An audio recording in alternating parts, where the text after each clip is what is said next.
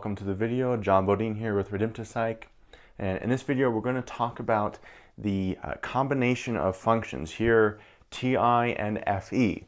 Now, if you've learned about the functions, this is the next step in learning how these functions interact, how our functions interact. For example, every person who's a high T type, like an INTP or an ENTJ with TI or TE hero, they also have a feeling function. The INTP has extroverted feeling inferior. The ENTJ has introverted feeling inferior. Every person has all the functions within them. It just depends how aware they are of them and how those functions work together. So yes, even though these T types are T types, they have high logic, for example, they also have extroverted feeling that pulls on them in the case of the TI users.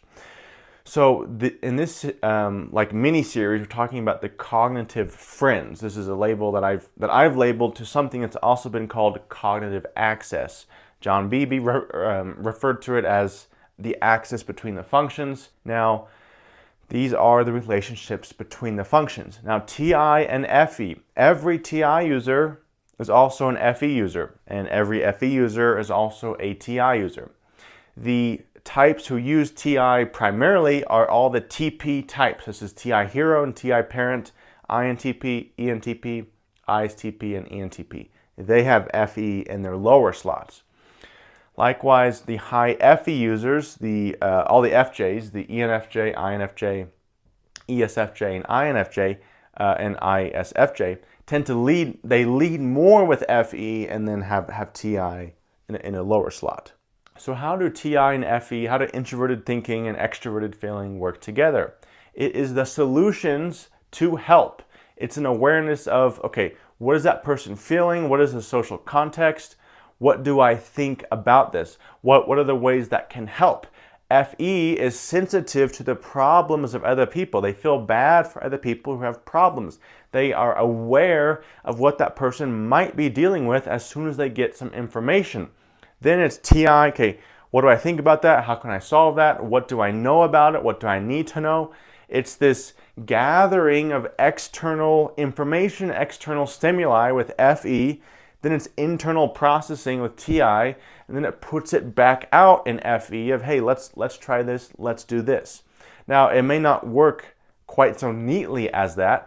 For example, when an ISTP thinks some thoughts and they're very critical thoughts and they don't run it by their FE, so they just say something and then they realize they really hurt that person, and then they're like, well, why didn't I think about that ahead of time? Why did not I consider the social impact of what I have said? So it's this relationship between thoughts and care, the state of that person or the social norm, the social awareness, and what I think. It is also an axis between social acceptability and then independent thinking. And it's this tension here. The FE users, all of these ones, are very sensitive to being socially acceptable, to being accepted by others. Many of them find themselves being, they might isolate themselves or not being included in other things, perhaps because they criticize too much, or maybe they point out things that those people are doing that they don't agree with or that are wrong, right? So it's also, we talked about social acceptability, but social consequences are, okay, what is the impact of what I'm going to say, trying to filter it through that, versus my thoughts. I think this, what's the impact going to be? Ideally, on paper, the way this works is that they filter through each other. This is why I'm calling it cognitive friends, the axis between the functions, because they should be working together. If you just leave one to its own, you get an extreme that ultimately is not very healthy, at least over the long period of time. So as an example, when I was in a class about a year ago, they were talking about something, and I had like a lot of thoughts on it. And then I learned in that moment to slow down and say, okay, why am I wanting to share that? Do I just want to share something with TI Child? Do I just want to talk about stuff? Do I want people to think that I'm smart? Okay, yes, to many of those answers. So then, at least in that moment, I was able to back up and say, okay, what is actually helpful? What can I share that will actually be helpful?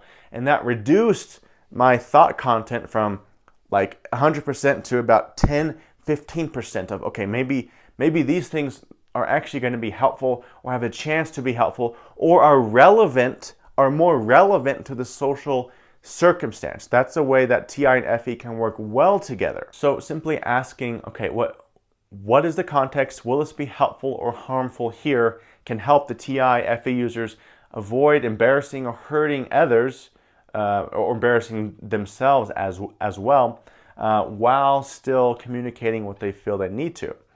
Now, the example I'm going to use, or the frame I'm going to use, is from Aristotle's Golden Mean. We talked about it in another video, but he proposed that a virtue, or like an integrated characteristic, sits between two extremes.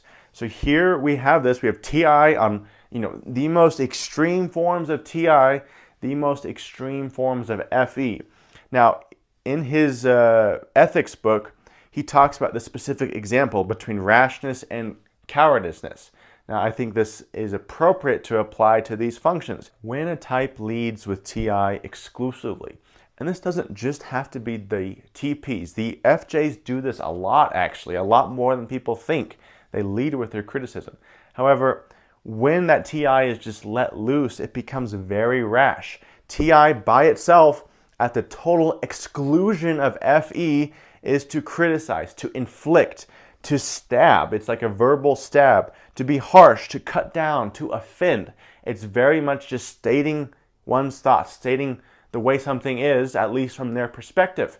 Now, some TI users have the perspective of, I'm entitled to share my thoughts because this is what I think. But those types often, or those people often don't realize how effective or affecting their words are. The words that we say cut people down or build them up, right? So on the other end, FE at the total exclusion of TI can be, in this example, cowardiceness, where the FE, when FE is elevated, it's all about sparing people, leaving things unspoken, an emphasis on care, but more like, can I make them feel better? Can I not hurt their feelings? And that's related to being nice, right? Like, I don't want to be offensive. I want to be nice. And then enabling and choosing to fit in instead of offend. Now, I'm not saying these are necessarily good or bad. There's a time, for sure, to spare people. But there's definitely a time to not let unspoken things be unspoken. And this is the wisdom that's required to use this pairing well. It takes some practice. It takes cultivating some self-awareness, cultivating the filter of filtering our thoughts through the context, so that even if we're still going to share something, maybe we share it in a way that will make it be more heard, that'll make it be more helpful. It's not that we have to compromise our truth or what we think, but that we can filter it through the other side of the axis to have a more compelling message. So between the extremes of TI and FE, between rashness and cowardiceness, Aristotle believed that courage existed. Now, with this example here between TI and FE, we have genuine kindness. Genuine kindness is willing to perhaps wound someone with the words in order to help them. Because all of us at times really need to just be told how it is. Okay, genuine kindness. But then there's healing and help and care too. Or it might work the opposite way, where we're really caring for someone, but we feel we need to say something, so we say it gently. We say it, it's unmistakable, but it's delivered gently, right?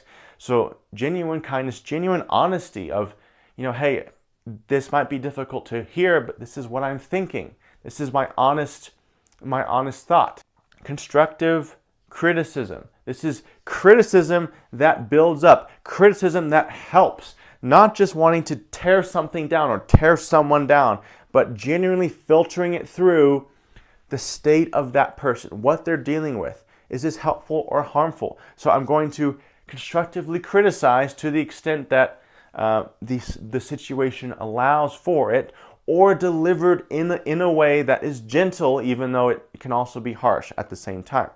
And then just the question, what is helpful? being helpful and being enabling are not the same thing. Going out and showing someone a good time on the town may not solve anything for them.